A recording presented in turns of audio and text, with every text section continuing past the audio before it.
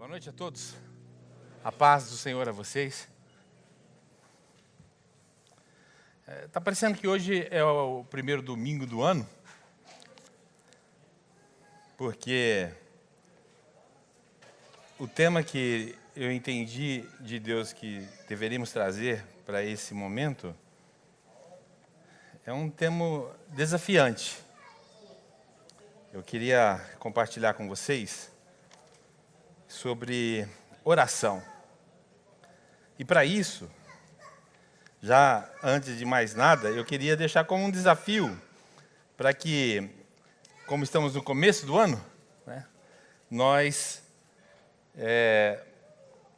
tomássemos isso também como uma meta de desenvolvermos neste ano uma vida comprometida em oração.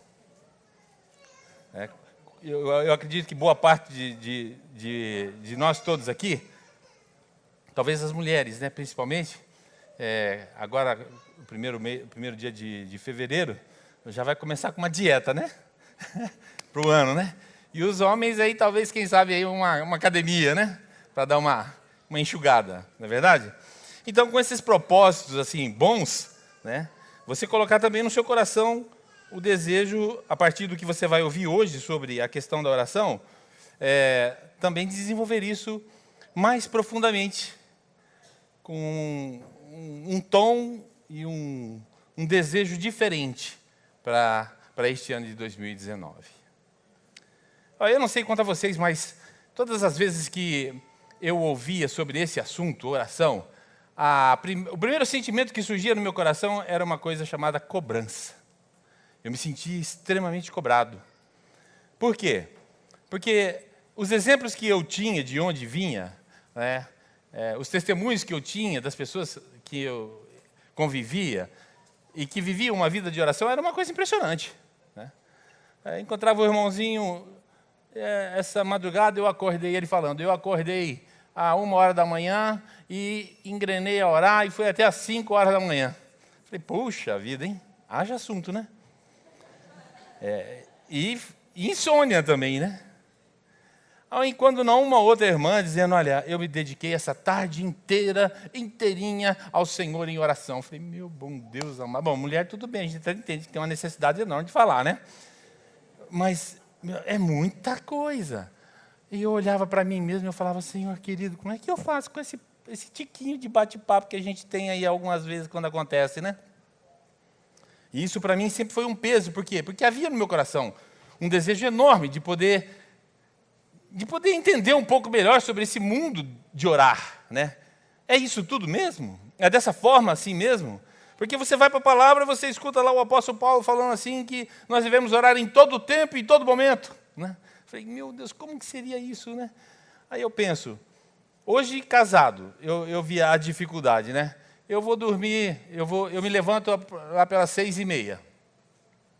Aí, me levanto, vou ao banheiro, né, me apronto, me arrumo, tomo um café, 7h30 estou no serviço.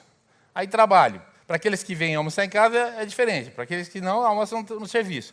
Sai do serviço 6h da tarde, vem para casa. Quem pega ônibus, pega 2, 3 ônibus, chega em casa, o quê? 7h30, 8h? Né? Aí tem a esposa querida que chegou cansada também do serviço. Tem os filhos que estão em casa também querendo a atenção dos pais, né? Tem que fazer a janta, depois cuidar das crianças. Ok. Que horas já são? Umas 10h30, 11h? Aí você olha para a tua esposa e você fala, puxa, eu queria tanto dar uma namoradinha hoje, mas estou tão cansado. Aí ela olha para você e ela fala, não vem não que eu estou moída, né? Aí, então vamos orar. Não vamos orar, né? O que nós vamos fazer? Vamos dormir? Vamos dormir, né? Esse é o dia a dia. Essa é a correria. Essa é a realidade do homem moderno, do homem contemporâneo. Mas isso perturbava a minha alma. Eu falei, Senhor, mas como é que eu vou me dedicar à oração dessa forma, né? Com todo esse tempo? E há aqueles também que pensavam que orar vindo na igreja, eu já vou orar, né? Orar. Essa oração que o pastor fez aqui, né? Uma oração de gratidão, uma oração de louvor. Pronto, já bastou para a semana toda, né? Também não, é claro. E isso sempre foi provocando o meu coração, sempre foi provocando o meu coração. Até que um dia, pela graça e a misericórdia de Deus, eu consegui desmistificar isso. Sabe, consegui fazer com que essa cobrança, esse peso, pelo qual eu não conseguia corresponder, mediante ao sistema, eu fui liberto dele. Quando eu descobri algumas coisas simples, e olhando para a vida de quem? Daquele que é o exemplo e é o padrão de oração que nós temos, Jesus Cristo. E, olhando para a vida dele, a gente consegue perceber uma coisa muito interessante. A primeira delas é, se olharmos para o nascimento e até a idade de Jesus pela qual ele foi crucificado, todas as narrativas bíblicas que nós temos, né, nos evangelhos, acerca dos momentos que Jesus teve oração, você vai contar nos dedos. 33 anos, dá para contar nos dedos quantas vezes Jesus orou? É pouco, né, se formos pensar nessa perspectiva de quantitativamente, né? É pouca. Mas, ao mesmo tempo, nós vamos perceber uma coisa valiosíssima, né? E que, infelizmente, a religiosidade em si, o sistema em si, ele mistifica isso um pouco. Como, por exemplo, um equívoco muito grande que existe hoje, ainda, nos nossos dias de hoje, é acharmos que este ambiente aqui é a casa de Deus. Este ambiente aqui não é a casa de Deus. Você é o templo do Espírito Santo. Nós somos o templo do Espírito Santo. O Espírito Santo habita em nós. Logo, quando você pensa assim na perspectiva, domingo é dia de ir para a casa do Senhor, não é verdade. Não é verdade. Sabe por que não é verdade? Porque o Senhor disse que Ele deixou de habitar neste lugar para habitar em nós. Se você pegar a oração de Lucas, capítulo 17, Jesus orando, que é uma das que Ele fez, você vai ver que Ele insiste em dizer para você, rogando ao Pai, dizendo assim, Senhor, que eles entendam, que eles absorvam, que eles creiam, que eu estou em Ti, Tu está em mim, e nós estamos nele. Essa é a oração que Jesus faz naquele momento, para que os discípulos e o povo que estivesse ouvindo entendesse isso. No Velho Testamento, a palavra sinagoga, ela tinha uma conotação muito interessante. Sinagoga era, respectivamente, o lugar que se tornaria sagrado quando você ou mais uma outra pessoa mencionasse o nome de Deus. Você está embaixo de uma árvore, Velho Testamento, tá? 2.500 anos atrás. Você encontra um amigo, um outro pastorzinho, e aí vocês estão conversando sobre o amor, a bondade de Deus, alguma coisa em relação ao Senhor. Embaixo de uma árvore, embaixo daquela árvore, naquele instante, aquilo ali era uma sinagoga. Cristo vem e potencializa isso, e Ele modifica essa constante. O que Ele faz? Ele diz agora que quando 2 ou 3 estiverem reunidos em nome dEle, ali Ele se faria presente. A coisa já muda. Em relação à questão da oração, é mais ou menos isso. Quando o Evangelho nos ensina que nós temos que orar o tempo todo, estar em comunhão com Deus o tempo todo, é essa a perspectiva. A nossa vida em Deus, ela é constante. Não tem um momento em que eu vou entrar na presença de Deus e um momento que eu vou sair da presença de Deus. Eu estou nele, Ele está em mim, nós somos um. Então a perspectiva de você orar é qualquer hora, em qualquer lugar, em qualquer possibilidade. E orar aqui é você conversar com Deus. Então, rompendo com essa barreira e essa ideia de que eu vou estar na presença de Deus só quando eu reunir com todos, o que é verdade também, né? Mas não fazer desse ambiente como um lugar especificamente santo, porque saindo daqui, isso aqui vai virar um salão qualquer. Mas você continua na presença de Deus. Por quê? Porque Ele habita em você, e você nele, e vocês são um. Nós somos um. Agora veja bem, por que isso então foi roubado do nosso coração? Isso tudo foi roubado conosco porque o pecado, ele surgiu. Vamos voltar um pouquinho mais de tempo atrás e vamos lembrar como que era a relação de Adão com o Senhor? Vocês lembram o que acontecia? No final da tarde, Enquanto Adão estava administrando todo o paraíso, né, e colocando em todos os animais, em todos os seres, quando chegava a tardezinha, o que é que Deus fazia? A palavra de Deus nos fala que o Senhor vinha visitá-lo e conversava com ele. Essa perspectiva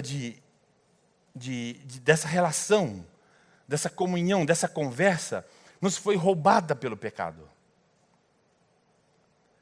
A forma, então, no Velho Testamento, de se poder aproximar de Deus era através da liturgia, do cerimonialismo, das formalidades.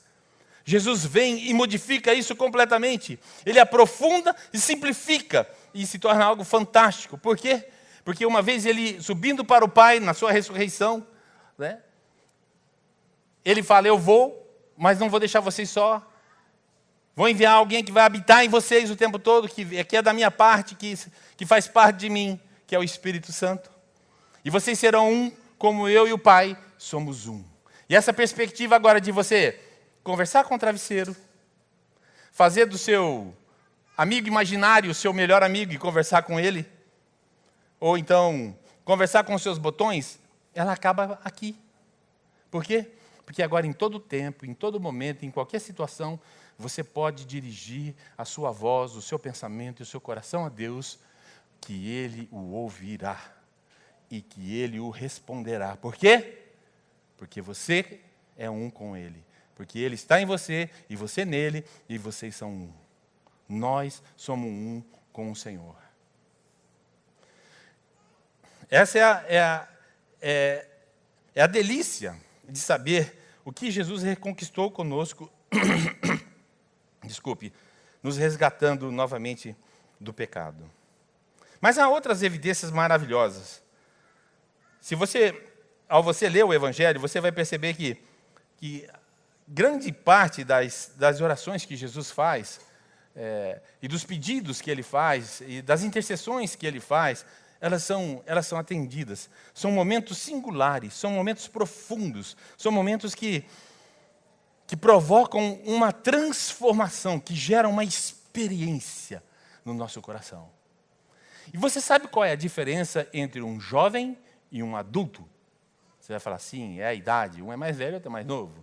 Não, é a experiência que existe entre eles. A experiência marca a nossa vida, a experiência modifica valores. Ela transforma conceitos. Jesus, na sua graça e na sua misericórdia, tudo que Ele veio mostrar e nos ensinar, Ele dava seus exemplos. E uma das coisas que eu acho fantástico aqui, se você abrir lá em capítulo 6 de Mateus, você vai ver que a partir do versículo 5, Ele nos ensina uma forma de orar e, ao mesmo tempo, também uma forma de não como deveríamos orar. Eu quero ler esse pedaço para você, e em seguida eu gostaria de mostrar para você, testemunhando também acerca de momentos de oração que nós podemos ter, dos quais o Senhor valoriza tanto que Ele preenche este momento com alguma experiência, alguma riqueza. Diz assim, Mateus capítulo 6, versículo 5. Ele diz, e quando orardes, não sejais como os hipócritas, pois que apreciam orar em pé nas sinagogas e nas esquinas das ruas. Para quê? Para serem admirados pelos outros. Com certeza, vos afirmo que eles já receberam o seu galardão. Interessante que havia um costume farisaico naquela época, muito, sim, chamativo.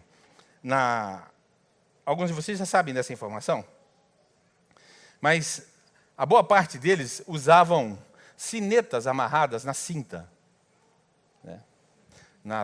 Numa túnica que eles utilizavam. E qual era a razão dessa sineta? Essa sineta era justamente para isso, para quando eles chegassem nas esquinas das sinagogas, nos cantos das cidades, eles levantavam a voz e as mãos e ficavam chacoalhando. E aí, chamando a atenção de todo mundo, para que vissem que ali havia um sacerdote, um homem santo, um servo de Deus, que estava intercedendo e rogando e orando a Deus. Mas a intenção, na verdade, era o quê? Chamar apenas atenção para si. Que é o que o Senhor está dizendo aqui. Quando orardes, não sejais como esses hipócritas, né? Que apreciam orar nas esquinas, nas sinagogas, justamente para quê? Para serem admirados, serem observados, né? Pelos outros. Então, essa é a forma pela qual o Senhor não quer que a gente ore. Obviamente, culturalmente, hoje ninguém anda com um sininho amarrado na cintura, né? Nem precisa. O ego já diz um monte de coisa, né? O jeito de andar já fala um monte de outra coisa. A forma de conviver já mostra muito disso. E aí, então, ele ensina uma outra coisa. Então, como que nós vamos orar? E aí ele diz assim, tu, porém, quando orares, vai para o teu quarto. E após ter fechado a porta, orarás a teu pai, que está em secreto. E o teu pai, que vem em secreto, te recompensará plenamente. E ainda ele continua. E quando você estiver lá dentro desse lugar secreto, não useis de vãs repetições, como fazem os pagãos, pois imaginam que devido ao seu muito falar, serão ouvidos. Portanto, ele diz, não vos assemelheis. Desculpe. Não vos assemelheis a eles, porque Deus, o vosso Pai, sabe tudo que tendes necessidade, antes mesmo que lhe peçais.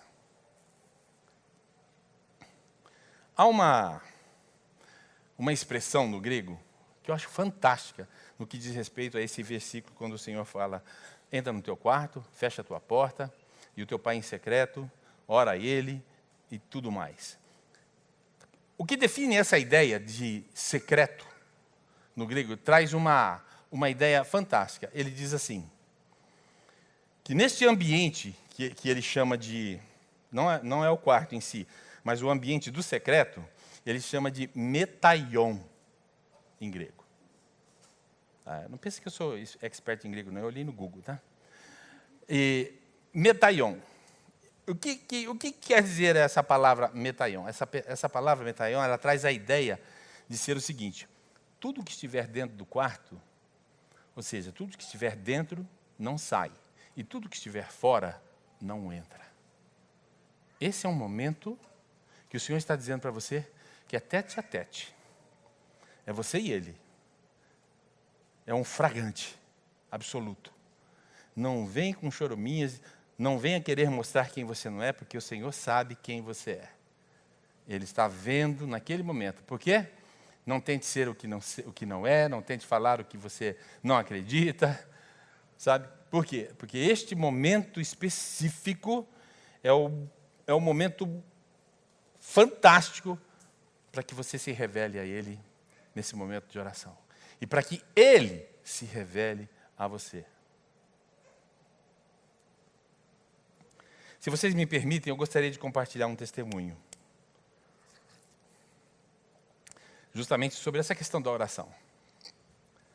Mais ou menos, eu penso que, eu não me recordo muito bem das datas, mas 2003, talvez 2004, vivi uma experiência de oração fantástica. Nós estávamos numa confraternização de fim de ano da Escola das Crianças.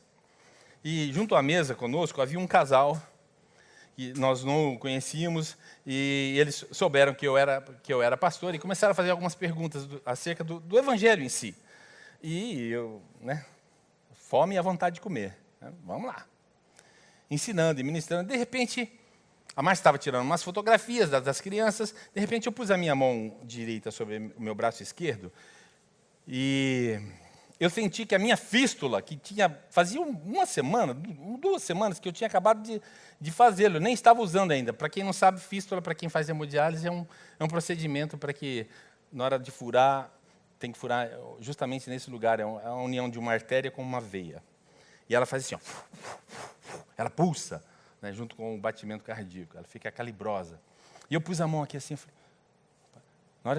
na hora eu penso que eu devo ter ficado vermelho ou branco, sei lá, porque eu senti que ela parou. Quando ela parou, eu dei uma disfarçadinha, continuei conversando, e procurei focar no casal. Aí a Márcia chegou, quando a Márcia chegou, eu falei, querida, você não sabe da maior. Ela falou, o quê? A minha fístula parou, não estou sentindo mais ela. Percebi o semblante da Márcia e tal. Bom, acabou a nossa conversa, foi uma delícia, foi muito gostoso tudo, fomos embora para casa. Chegamos em casa, nós tínhamos nessa casa que nós morávamos, havia uma edícula, a gente tinha feito daquela edícula a sala, e eu estava ali tentando descontrair um pouco. Quando eu olho assim, entre o sofá e a porta, eu olho assim na cozinha, estava a Márcia, eu, o João Marcos, o João Pedro, abraçado na mamãe, e os 3 chorando. Eu falei, opa, coro, é coro agora coro de choro. Levantei e fui lá, falei, o que aconteceu, amor? Não, meu bem, eu falei para as crianças que a sua fístula parou, e eles disseram que o papai ia ter que começar a sofrer tudo de novo. E aí eles começaram a chorar. Aí eu procurei consolá-los e tal. Fomos dormir, pus as crianças para dormir, como sempre fazia. Fomos eu e a Márcia para o quarto. E tentamos dormir. Eu não conseguia dormir. Eu penso que deveria ser mais ou menos 1 hora ou 2 horas da manhã. Eu me levantei e peguei minha Bíblia assim, vou orar. Fui para onde? Para o Metaion. Peguei na sala. Cheguei na sala, peguei minha Bíblia assim. Como se eu estivesse olhando para Deus. Fui tomado de uma ira, de uma raiva, um sentimento de raiva. Olhei para a Bíblia, olhar para mim, sabe? Peguei a Bíblia e pá! Joguei a Bíblia no sofá. Ela quicou, se espalhou tudo e tal. E aí eu comecei o meu desabafo. O senhor está pensando que o senhor é quem? Ou o senhor está achando que eu sou o quê? O homem de ferro? E comecei a falar, e fui balbuciando, e fui nervoso. Você quer saber de uma coisa? Pega essa Bíblia, pega o senhor, vai para lá. Foi para lá mesmo que eu mandei. Aí deu aquela extravasada, aquele nervo. Peguei e me joguei no sofá. Bah! E respirando assim. Não sei como eu dormi. Tive um sonho. Naquele instante, eu estava num ambiente muito diferente do normal. Porque estava um salão assim, mas lotado de crianças, cheias de crianças, todas peladinhas, todas duas, lindas. E havia um homem no meio dessa criançada toda. E esse homem, juntamente com uma outra criança no colo, eu não sei de que forma, mas era uma coisa fantástica. O mundo espiritual é uma coisa linda, né? A gente não consegue entender nem esclarecer de tudo. Mas ele dava conta de cada uma delas. Uma chorava, ele cuidava, outra estava sujinha, ele limpava. Sabe, ele atendia todas elas. E uma criança no colo. De repente, como se fosse um zoom, né? Dessas câmeras aí. Esse senhor sentou. E essa criança ele colocou assim, sentadinha no colo. E esse zoom foi aproximando. Adivinha quem era? Joe. Eu. Só que eu não conseguia olhar para mim. E eu me via como uma criança, mas eu me via como eu. E ele passava a mão no meu rosto. E dizia assim para mim: meu filhinho querido, está tudo sob controle. Fique tranquilo. Tudo sob controle. E ria. E passava a mão no meu rosto e dizia que estava tudo sob controle. E eu acordo.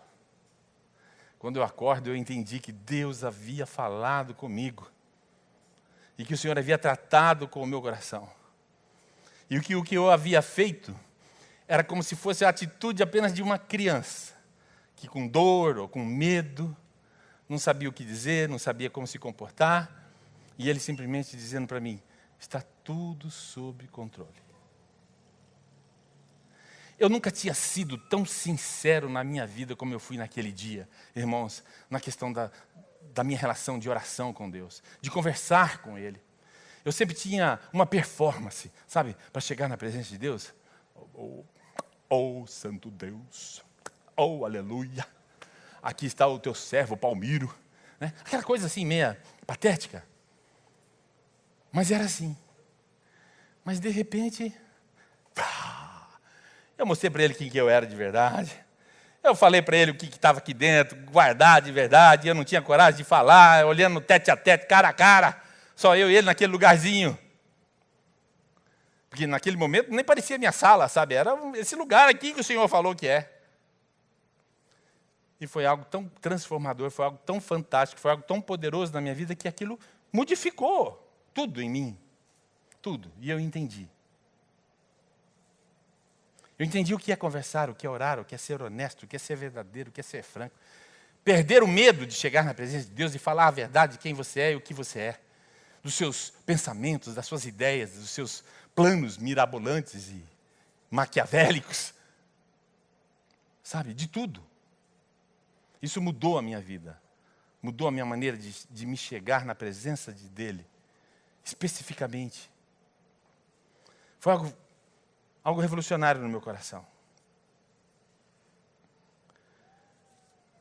Quando nós olhamos para a vida de Jesus e para a maneira como ele orava ao Pai, a gente vê que esse nível de transparência, de honestidade, de sinceridade, era recíproco.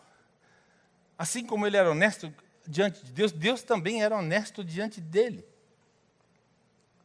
Assim como hoje nós temos a perspectiva de orar e pedir alguma coisa para Deus, nós sabemos que tanto podemos receber quanto não podemos receber.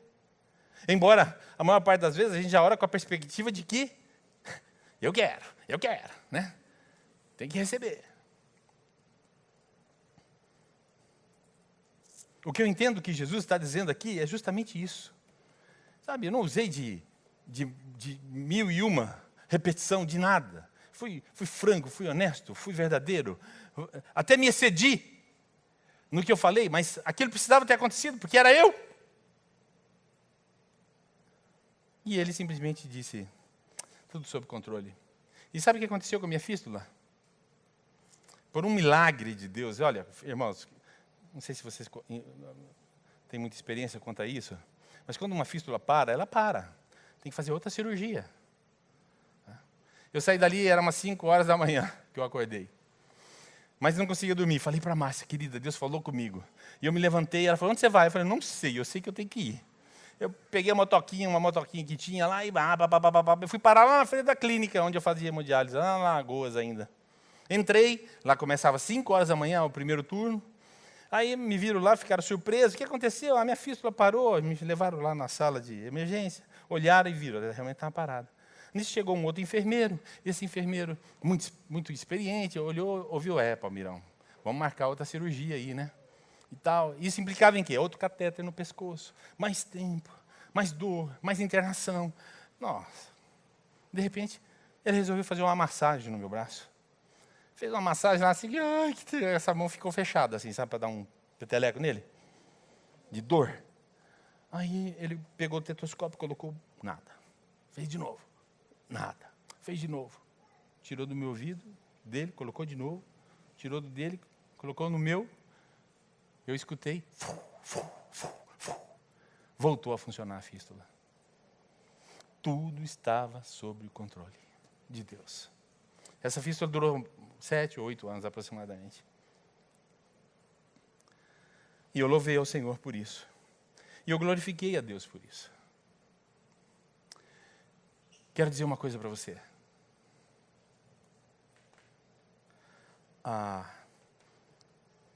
As maiores experiências que a gente vê no Evangelho acerca da vida de Jesus era sempre no momento em que ele estava orando a Deus.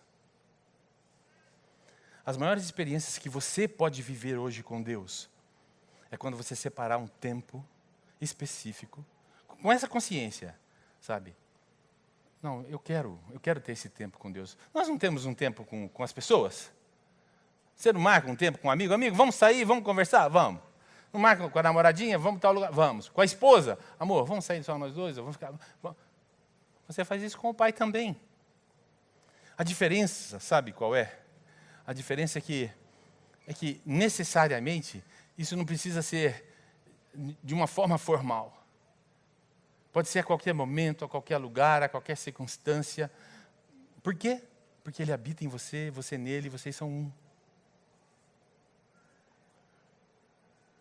Eu amputei meu pé direito. Foi a última vez que eu fiquei internado. E eu fiquei 27 dias internado no hospital. E eu vou contar isso para vocês porque ainda que falte a lucidez, ainda que falte o chão nos pés, a realidade da vida, ainda que falte essa consciência por uma inibição química, ou por um fator desconhecido, um trauma, uma dor emocional muito forte, qualquer coisa. Se existe uma vida sua com Deus, uma vida de oração, uma vida de dedicação, uma vida de temor, uma vida de troca, você e Ele, ainda que falte qualquer um desses sentidos que eu mencionei aqui, vai haver sempre algo lá no profundo da sua alma que vai fazer com que você se identifique com Ele. Eu estou dizendo isso porque como amputaram o meu pé e não poderiam dar pontos no pé, cortar o pé e amputar o pé e não podia dar pontos, tinha que deixar o ferimento aberto. Então, dá-lhe morfina, dá-lhe tramal.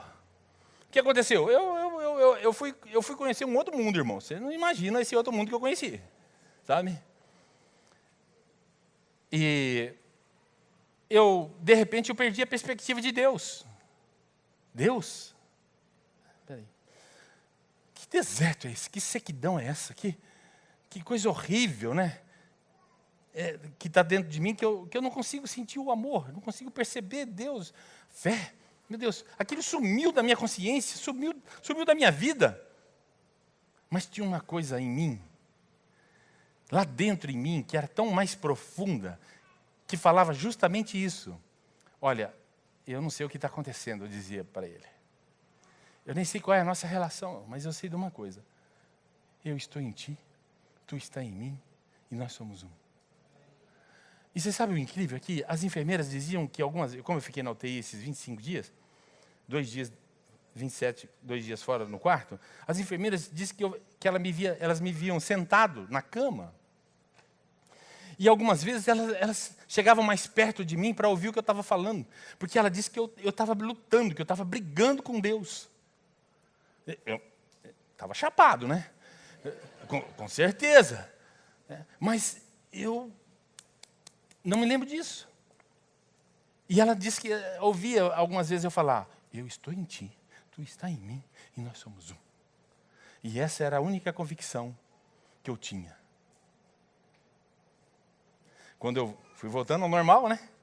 Fui voltando ao normal, e eu comecei a falar igual meu filho falava quando ele se queimou. Morfina, né? Morfina. É um pouco de brincadeira, mas é exatamente isso. Ou seja, o que Jesus provoca em nós e o que Ele veio provocar em nós, no nosso resgate, é algo profundo demais. O desejo que Ele quer que nós nos coloquemos e andemos nessa forma, com esta consciência, isso é vida de oração, meus irmãos. Isso é andar em oração, isso é andar em espírito, isso é andar no espírito. É com essa consciência, sabendo que o que você vai falar para o teu funcionário, você está em Deus, Deus está em você e vocês são um. O que você vai fazer com um casalzinho, solteirinho, no carrinho, escondidinho, debaixo da árvore. Você está em Deus, o Senhor está em você e vocês são um. Com a questão da honestidade, com a verdade, com a mentira, com o engano, com a trapaça. Nós não podemos perder isso de vista. Porque estamos enganando a nós mesmos. E perdendo a grande oportunidade de vivermos uma vida de oração. Uma vida com experiências que vão modificar você. Vão trazer sentido a você. E eu quero encerrar, meus queridos.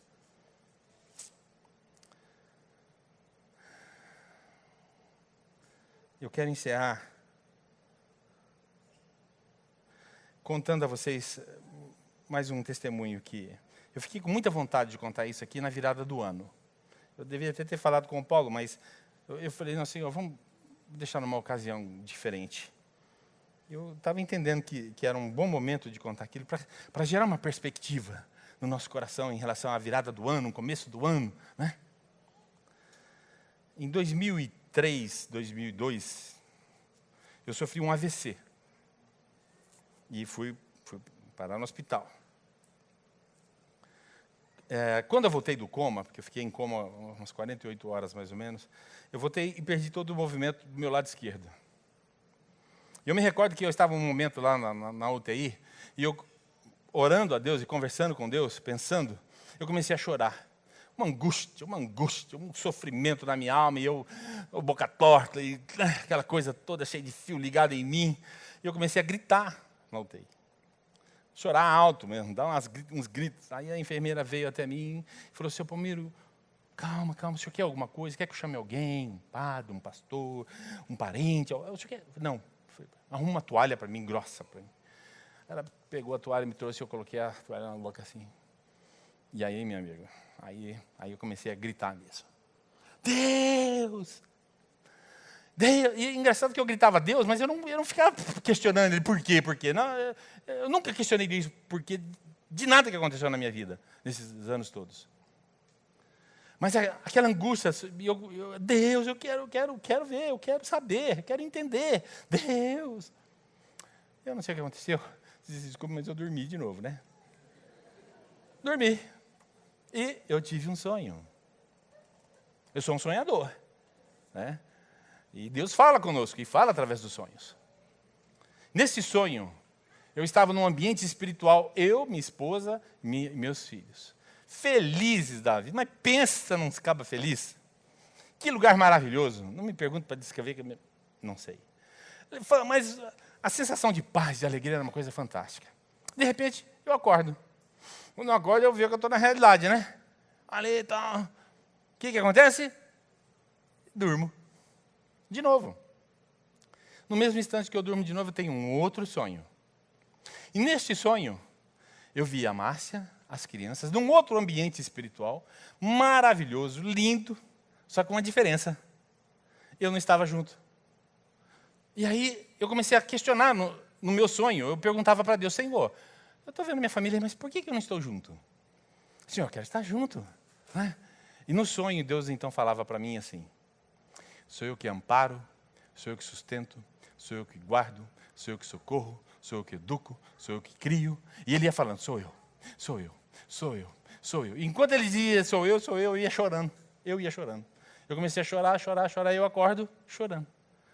E eu entendi que Deus havia falado comigo. E por que isso tudo aconteceu? Havia um pecado que eu precisava confessar a Deus, irmãos. Mas eu não tinha coragem. E qual era esse pecado? Eu vou confessar para vocês, porque eu sei que a pulguinha já né? A pulguinha já saltou. O que será que era? Né? Vou dizer para vocês o que era. Pode ficar calmo. Eu queria morrer. Queria. Não aguentava mais. Não dava mais para mim. Só que, ao mesmo tempo, havia uma pretensão e um orgulho, uma soberba dentro de mim que dizia, mas eu não posso morrer. Por quê? Porque eu sou provedor da casa. Eu sou o alfa da casa. Não é não? Quem vai educar os meus filhos? Quem vai corrigi-los? Quem vai ensiná-los? Quem vai alimentá-los? Né? A Márcia precisa de mim. Ela não pode ficar sem mim. Né? Só que no sonho, no segundo, o que é que Deus estava mostrando? Ih, meu filho, você não estando junto, eu supro tudo. O que Deus estava falando no meu coração era justamente isso. Eu não sou provedor de nada. Eu não sou aquele que ampara, que cuida de nada. Eu faço o meu papel, sim. Mas se não é Deus nos capacitando, sabe, nos dando suporte, nos encorajando, sabe, nos jogando para frente, nos enchendo com a palavra o tempo todo, a gente não dá conta. Então eu disse a Deus, Senhor, então tá bom. Me perdoe. Mas do jeito que eu estou, eu não consigo. Do jeito que eu estou, eu não quero. Está muito difícil, está difícil demais. Não está sendo nem bom para mim, nem para eles. Então o Senhor disse uma outra coisa para mim.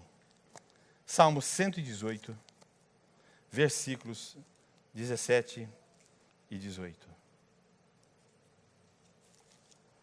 E com isso eu encerro. Salmo 118, versículos 17 e 18. Foi em seguida, irmãos. No dia seguinte eu acordo, eu peço uma Bíblia para a enfermeira, ela me traz uma Biblinha dos Gideões. Conhece? Já ouviram falar? É uma Biblinha do Novo Testamento. Tem os Salmos e Provérbios e o Novo Testamento. Eu abro lá e leio. Salmo 118, versículo 17 e 18. Qual foi a minha oração ao Senhor? Pai, se é para ficar do jeito que está, eu não quero não, me leva. Me leva porque não dá mais. Eu prefiro estar aí do que continuar assim. Quero morrer. E ele diz assim, portanto, não morrerei, mas vivo permanecereis para proclamar as obras do Senhor. O Senhor severamente me castigou, mas não me entregou a morte. O que eu ia dizer? O que eu ia falar? 15 dias depois, eu saí com todos os movimentos de volta. Essa brincadeira já vai fazer, agora dia 19 de fevereiro, 23 anos. 23 anos. Não existe nenhum mérito em mim, de nada, do que todas essas experiências vêm gerando no meu coração. Eu tenho dito o seguinte, que tudo mudou em mim. Que eu não troco sequer um dia de saúde que eu tinha antes de ficar doente por esses 23 anos que eu tenho vivido com a minha família e com esse estado em que eu me encontro. O Senhor tem salvado a minha alma, a minha vida. O Senhor tem me dado experiências na oração que eu desejaria que todos vocês experimentassem, sentissem, vivessem. Porque isso, irmãos, solidifica a fé até quando você perder a sua consciência. Até quando você estiver fazendo a coisa mais estúpida da vida, o Evangelho vai brotar dentro do teu coração e vai mostrar para você o que é que realmente tem raiz, o que realmente é verdadeiro, o que realmente é transformador e poderoso para mudar. E não nos fazer desejar nada no que se refere ao mundo, ou à vida antes de Deus, na nossa consciência e no nosso coração. Eu desejo de toda a minha alma que hoje vocês comecem uma experiência nova, quando vocês pensarem, eu preciso estar na presença. Não, você está na presença, não tem jeito de ser diferente. Jesus fez isso por nós, não tem outra forma de estar e de estar vivo se não for na presença de Deus. Não deixe isso mais roubar sua consciência. Então, a qualquer lugar, a qualquer momento, a qualquer instante, em qualquer situação, você e o Pai são um. Eu tenho vivido alguns momentos com Deus assim, sabe, que na hora de dormir, eu fico conversando com o Pai, e eu sei que o Senhor também está conversando comigo. Tem hora que eu falo para ele assim, Senhorzinho, dá um tempo aí para mim, eu quero dormir, quero descansar, bicho, eu tô um bagaço, hemodialisona, eu acho que comeu, arrancou 4 quilos aqui.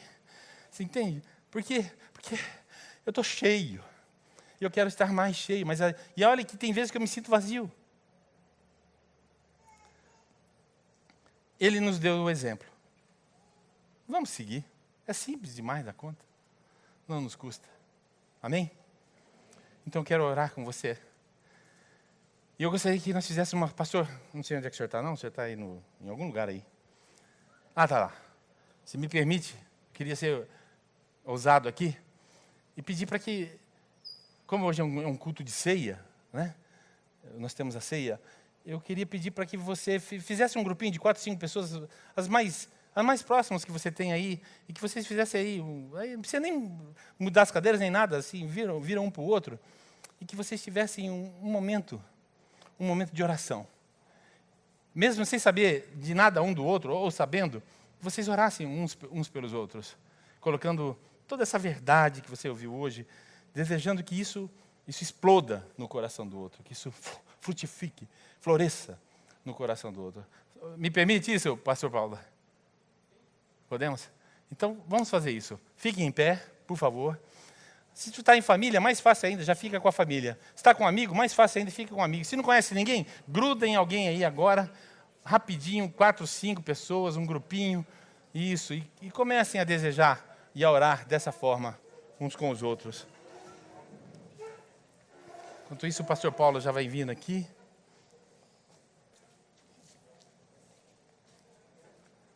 Senhor, meu Deus, eu glorifico o Teu nome, Senhor, por este momento. Obrigado, Pai, porque de uma forma simples, muito clara, Senhor, como é de fato a Tua palavra, Senhor, nós a recebemos no nosso coração. Muito obrigado, Senhor. Quero glorificar o Senhor por essa pequena porção do Teu corpo, da Tua igreja aqui neste lugar. E o nosso desejo que estamos fazendo aqui agora, Senhor, um para o outro, é para que, Senhor, seja despertado em nós esse vulcão, Senhor, que existe dentro de nós, para estarmos sempre com toda a honestidade, com toda a transparência, com toda a vontade, Pai, estarmos trazendo tudo o que acontece conosco diante de Ti da forma mais íntima que um pai e um filho podem fazer, meu Deus. Desperta-nos, Senhor, que esta igreja seja conhecida também como uma igreja de oração, uma igreja que ora, Senhor, uma igreja que ora e o Senhor certamente nos ouve e nos atende, Pai. Nós já temos experimentado muitos momentos bons, Senhor, aqui nas nossas reuniõezinhas aqui de quarta-feira, tantos pedidos que temos feito e temos visto como o Senhor tem cuidado deles, Pai, e atendidos. Nós te louvamos, nós te glorificamos. E nós queremos fazer isso todas as vezes, Pai, que no final dessa nossa conversa, no final dessas nossas orações, Senhor, o Senhor seja glorificado em todas elas, Pai. Muito obrigado por tudo, Senhor. No nome precioso de Jesus, nós abençoamos a todos esses irmãos queridos. Que eles desfrutem, Senhor, dessa experiência maravilhosa que Jesus nos ensinou. Em nome de Jesus. Amém. Obrigado, Paulo.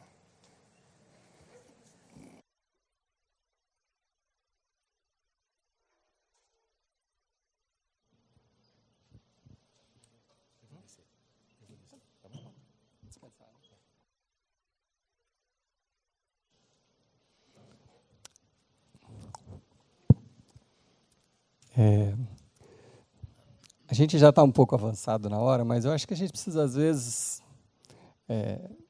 esquecer um pouco, né, essa correria, essa agitação, e principalmente para desfrutar desses momentos na presença de Deus. E como a gente tem a ceia ainda hoje, que é o último domingo do mês, eu convidei meu pai para ler a passagem e fazer uma oração com a gente.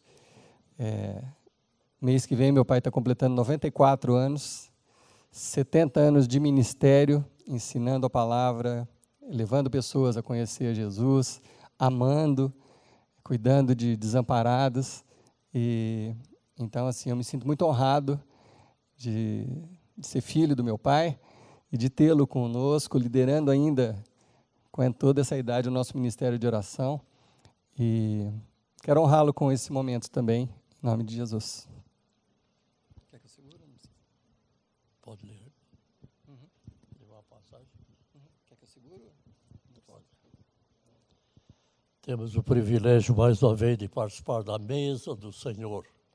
A mesa do Senhor é comer um pão representando o corpo do Senhor Jesus, que foi entregue por nós para a nossa redenção e a nossa salvação. E tomando o vinho, lembrando do seu sangue derramado. A Bíblia diz, os nossos pecados são purificados pelo sangue de Jesus. O sangue de Jesus é poderoso. E vamos então participar dessa mesa maravilhosa. Então, o apóstolo São Paulo, 1 Coríntios, ele escreveu a seguinte passagem: porque recebi do Senhor Jesus o que também vos entreguei, que o Senhor Jesus, na noite que foi traído, tomou o pão e, tendo dado graças, o partiu e disse: isto é meu corpo, que é dado por vós. Fazei isso todas as vezes em memória de mim. Por semelhante modo, depois de haver ceado, tomou também o cálice, dizendo: este é esse cálice é a nova aliança do meu sangue. Fazei isso todas as vezes que o beberdes em memória de mim. Porque todas as vezes que comerdes esse pão e beberdes esse cálice, anunciais a morte do Senhor até que Ele venha.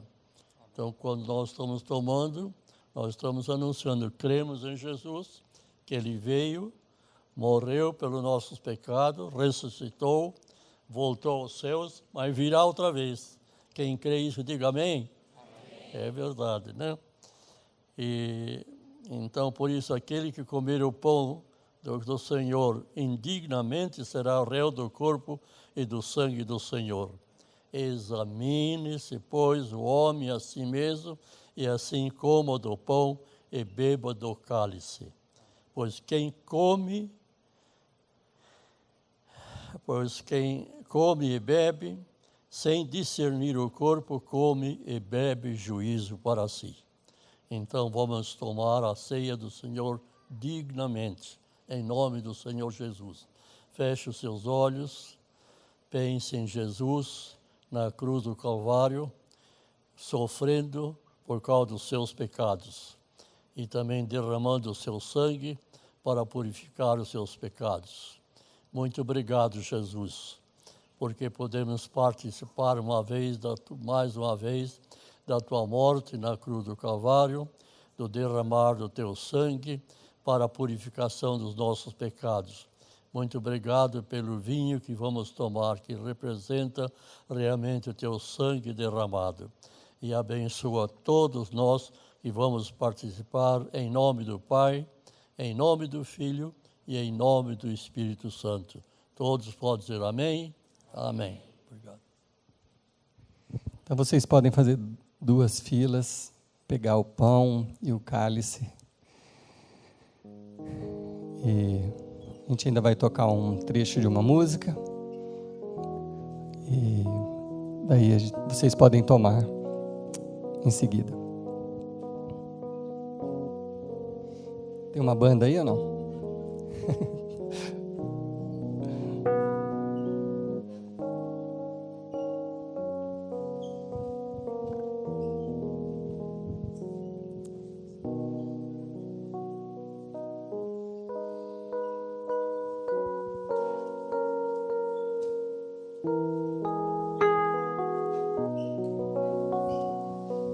Antes que eu falasse, tu cantava sobre mim.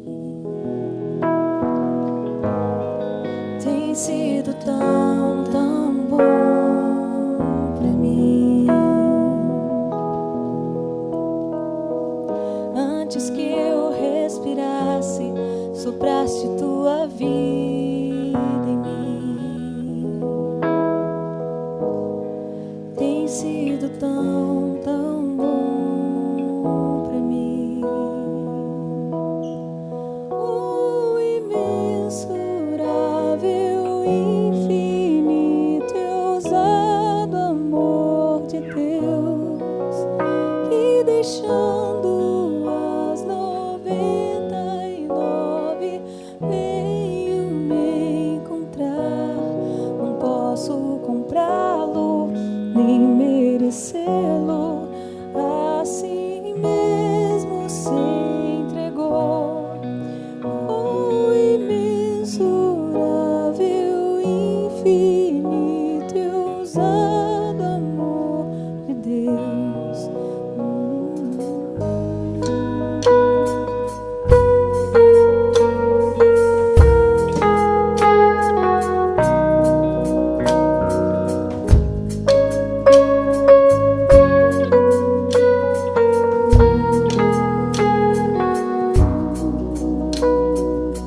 Sendo eu pecador, o teu amor pagou por mim. Tem sido tão, tão bom pra mim. Me senti sem valor, mas teu amor lutou por mim. Tem sido tão, tão bom pra mim. O imensurável, infinito e ousado amor de Deus, que deixando as 99 veio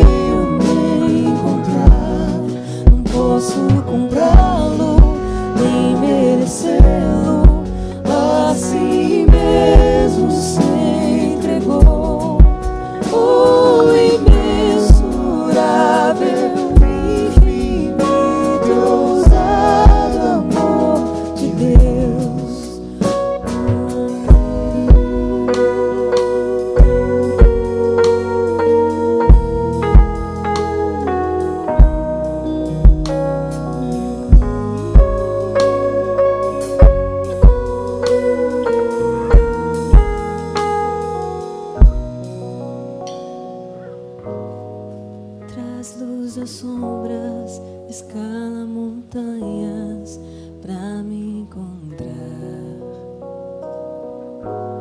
Derruba muralhas, destrói as mentiras pra me encontrar. Traz luz às sombras, escala montanhas pra me encontrar. Derruba muralhas, destrói as mentiras pra me encontrar.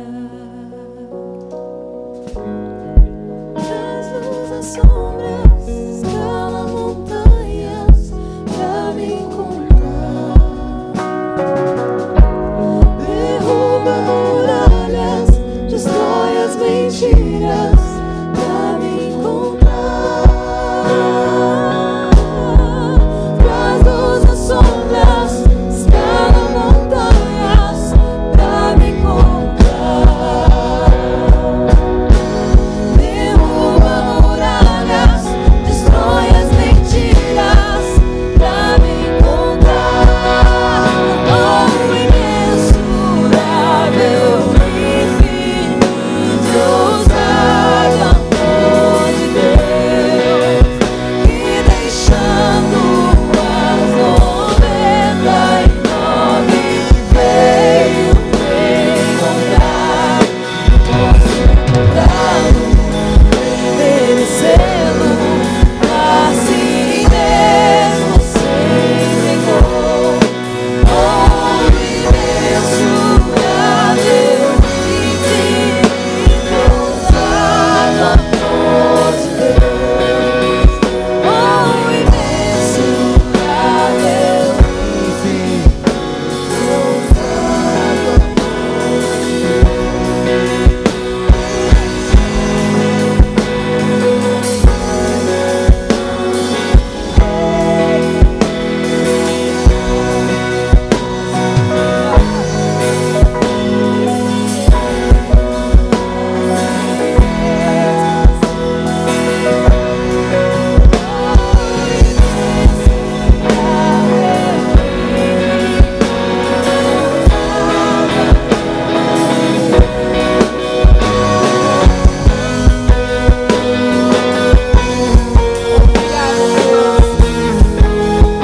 pela tua presença, Senhor. Obrigada, Deus, por saber que a gente está sempre na tua presença, Senhor. Obrigada pelo teu amor,